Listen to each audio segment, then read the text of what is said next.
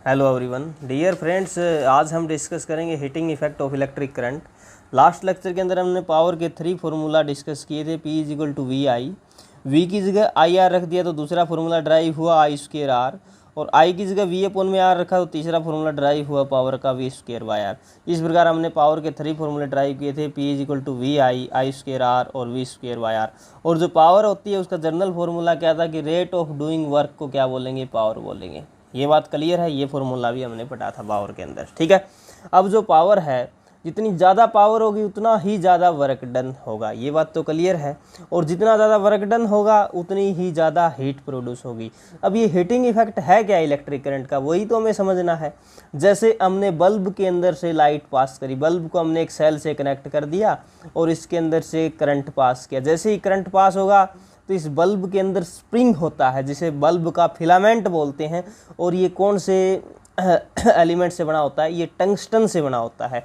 किससे बना होता है, टंगस्टन से।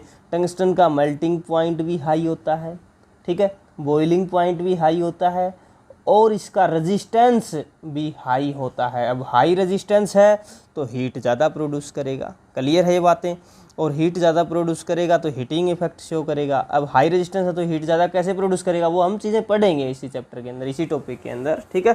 तो इसी को क्या बोलते हैं, हीटिंग इफेक्ट, कि ये हीट प्रोड्यूस कर रहा है। इसी प्रकार हीटर है, हीटर के अंदर जो वायर होती है ना, जो स्प्रिंग होता है हीटर के अंदर, जो हीटिंग एलिमेंट जिसे हम बोलते हैं, वो नाइक्रोम एलिमेंट से बना होता है। नाइक्रोम एक अलॉय है और इसका रेजिस्टेंस हाई होता है, मेल्टिंग पॉइंट भी इसका हाई होता है। जैसे ही इसके अंदर से इलेक्ट्रिक करंट आता है इस स्प्रिंग के अंदर से, इस हीटिंग एलिमेंट के अंदर से, तो ये हीट होनी स्टार्ट हो जाएगी। और करंट के इस इफेक्ट को क्या बोलेंगे, heating effect of electric current बोलेंगे।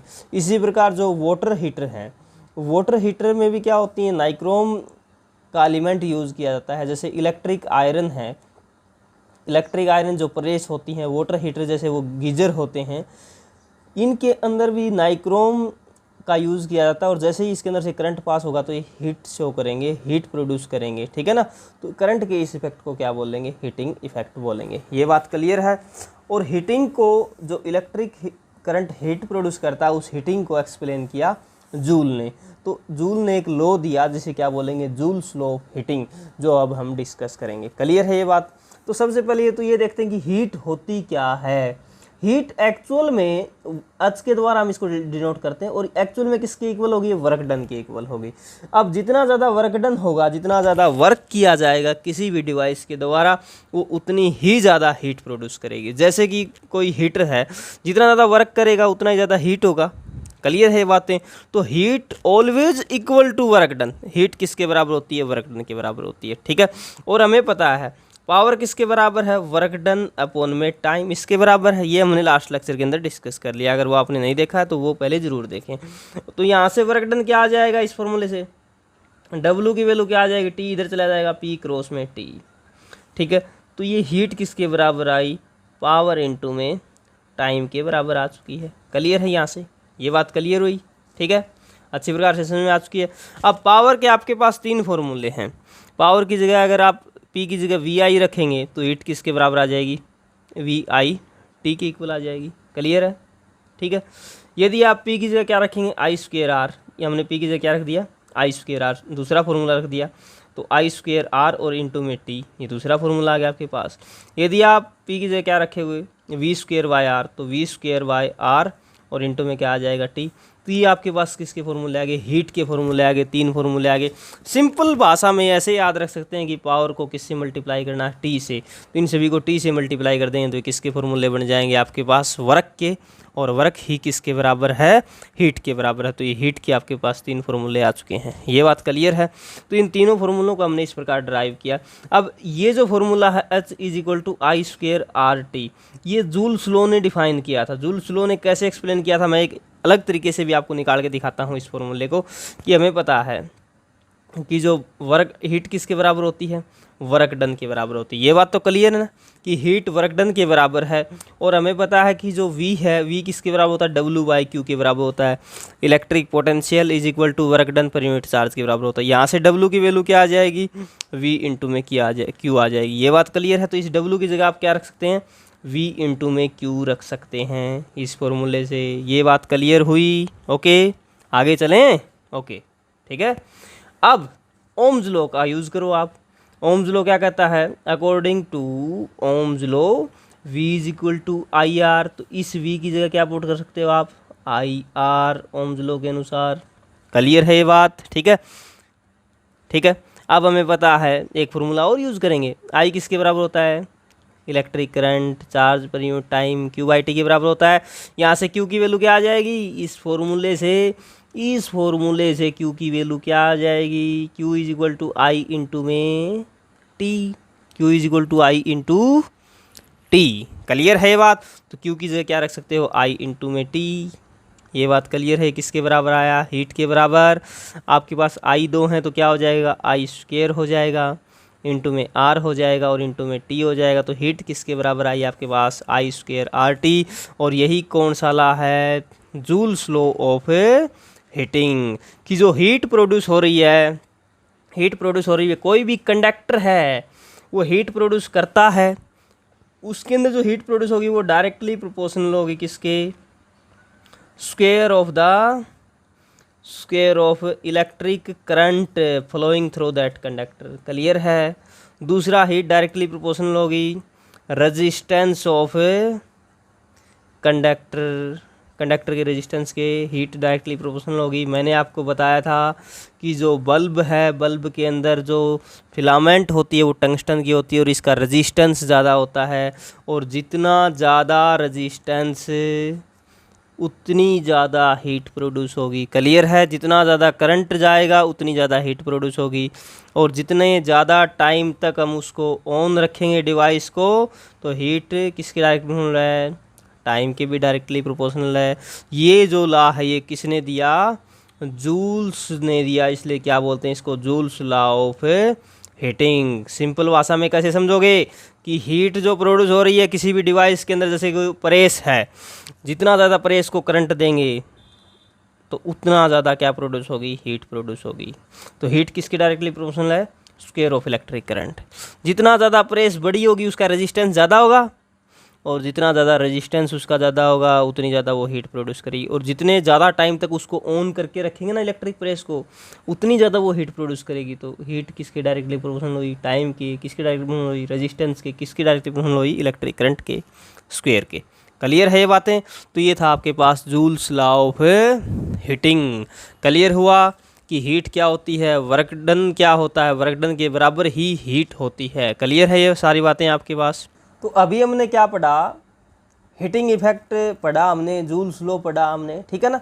तो अब हम एक एनर्जी की कॉमर्शियल यूनिट पढ़ते हैं, या कॉमर्शियल एनर्जी के बारे में पढ़ते हैं। तो टॉपिक का क्या नाम होगा, कॉमर्शियल एनर्जी, ठीक है ना। कॉमर्शियल एनर्जी किसके बराबर होगी, energy always equal to the work done. Work done के बराबर होती है ना, हमेशा ही एनर्जी किसके बराबर होती है, वर्क डन के बराबर। और हमें पता है पावर किसके बराबर है, वर्क डन अपॉन में टाइम के बराबर होती है। यहाँ से वर्क डन किसके बराबर आ जाएगा, वर्क डन पावर इंटू में टाइम के बराबर आ जाएगा। तो ये जो कॉमर्शियल एनर्जी है किसके बराबर होगी, पावर इंटू में टाइम के बराबर होगी। ठीक है, ये बात क्लियर है। जो कॉमर्शियल एनर्जी है इसकी यूनिट होती है, इसकी यूनिट वैसे तो वर्क डन की यूनिट क्या होती है, जूल होती है, हमें पता है, ठीक है ना, जूल होती है वर्क डन की यूनिट। और एनर्जी की भी यूनिट क्या होती है, जूल होती है। वर्क डन की भी यूनिट क्या होती है, जूल होती है, ठीक है ना। तो लेकिन कॉमर्शियल एनर्जी है जो हम इलेक्ट्रिक एनर्जी यूज़ करते हैं मीटर के अंदर, उस मीटर के अंदर जो यूनिट आती हैं वो क्या किस फॉर्म में आती हैं, वो उनकी यूनिट क्या होती है, उस कॉमर्शियल एनर्जी की यूनिट क्या होती है, वो होती है यहाँ से पावर की यूनिट क्या होगी, हमने पावर की लार्ज यूनिट ले ली क्या, किलोवाट। वाट होती है ना, लेकिन हमने क्या लिया किलोवाट। तो टाइम किस में लेना पड़ेगा, हावर में। तो इसकी यूनिट क्या हो जाएगी, किलोवाट हावर हो जाएगी। ये बात क्लियर है। ये जो कॉमर्शियल एनर्जी है उसकी यूनिट क्या होती है, किलोवाट हावर होती है। ये आपको याद रखना है, किलोवाट हावर, ठीक है। अब 1 किलोवाट आवर किसके बराबर होता है, 1 यूनिट के बराबर होता है, 1 यूनिट के बराबर होता है। जैसे मैं इसको एक एग्जांपल से समझाता हूँ। जैसे आपने एक हीटर लिया, हीटर कितने किलोवाट का है, हीटर 2 किलोवाट का है। हीटर की जो एनर्जी यूज़ कर उसकी जो पावर है ना वो कितनी है, 2 किलोवाट है। पावर की यूनिट हुई ना किलोवाट, तो 2 किलोवाट हीटर की क्या है, पावर है। हमने हीटर को कितने समय तक चलाया, 2 आवर तक इसको यूज़ किया। कितने आवर तक यूज़ किया, 2 आवर तक हमने इसको यूज़ किया। क्लियर है। 2 आवर तक यूज़ करने के बाद जो इसकी जो किलोवाट आवर में एनर्जी कितनी कंज्यूम की, इसने कितनी एनर्जी का यूज़ किया, तो किलोवाट आवर में निकालें। किलोवाट कितना है, 2 किलोवाट का है। क्लियर हुई। हीटर कितने किलोवाट का, 2 किलोवाट का। कितने आवर तक यूज़ किया, 2 आवर तक। तो 2 और 2 कितने हो जाएंगे, 4 किलोवाट आवर आपके पास आया। तो ये जो किलोवाट आवर में जो एनर्जी आई इसे बोलेंगे हम कॉमर्शियल एनर्जी, जो इसके द्वारा यूज़ की गई। क्लियर है। वो कितनी यूज़ की गई, 4 किलोवाट आवर। और 1 किलोवाट आवर कितनी यूनिट के बराबर होता है, 1 यूनिट के बराबर होता है। तो 4 किलोवाट आवर कितनी यूनिट के बराबर होगा, 4 यूनिट के बराबर। तो आपका जो मीटर है घर के आगे लगा हुआ है, अगर आप 2 किलोवाट का कोई एक हीटर 2 घंटे तक यूज़ करते हैं तो वो 4 यूनिट निकालेगा। क्लियर है। अगर 1 यूनिट का चार्ज मान लेते हैं 5 रुपये हो, ठीक है, तो कितना बिल आएगा, 5 × 4 20 रुपीज़। ठीक है ना। क्लियर है। इस प्रकार बिल बनता है, इस प्रकार यूनिट निकलती हैं। तो 1 किलोवाट आवर किसके बराबर होता है, 1 यूनिट के बराबर होता है। अगर इस 1 किलोवाट आवर को, हमें पता है एनर्जी की यूनिट क्या होती है, जूल होती है ऐसा यूनिट। अगर इसको कॉमर्शियल यूनिट को जूल में कन्वर्ट करना है तो किसके बराबर होगा, 1 किलोवाट आवर कितने जूल के बराबर होगा। किलोवाट को वाट में बदलो, 1000 वाट होता है ना। आवर को किस में बदलो, सेकंड में बदलो। आवर को सेकंड में बदलने के लिए किससे मल्टीप्लाई कर देंगे, 60 से मिनट में बदल गया, फिर 60 से मल्टीप्लाई कर देंगे, किस में बदल गया है, सेकंड में बदल गया। ठीक है। तो 1000 इंटू में 6 36 00, ये क्या हो गया आपके पास, वाट सेकंड हुआ, वाट सेकंड हुआ।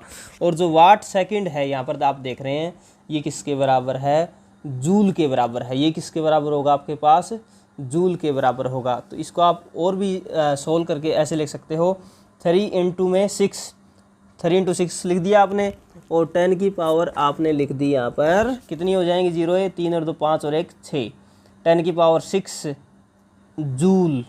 ये किसके बराबर आया आपके पास, 1 किलोवाट आवर के बराबर आया। ये बात क्लियर है क्या, अच्छी प्रकार से समझ में आ चुकी है कि इसको हम ऐसे लिख सकते हैं ना, 3.6 × 10 की पावर 6 जूल।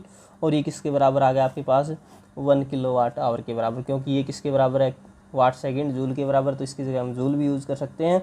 तो हमें पता है कि 1 किलोवाट आवर कितनी जूल के बराबर होता है, 3.6 × 10 की पावर 6 जूल के बराबर होता है। ये आपको न्यूमेरिकली याद रखना है। क्लियर है। तो ये जो लेसन आपका कंप्लीट हुआ, नेक्स्ट वीडियो के अंदर हम इसके कुछ इंपॉर्टेंट न्यूमेरिकल भी करेंगे। ठीक है ना। तब तक के लिए गुड बाय। चैनल को सब्सक्राइब शेयर ज़रूर करें।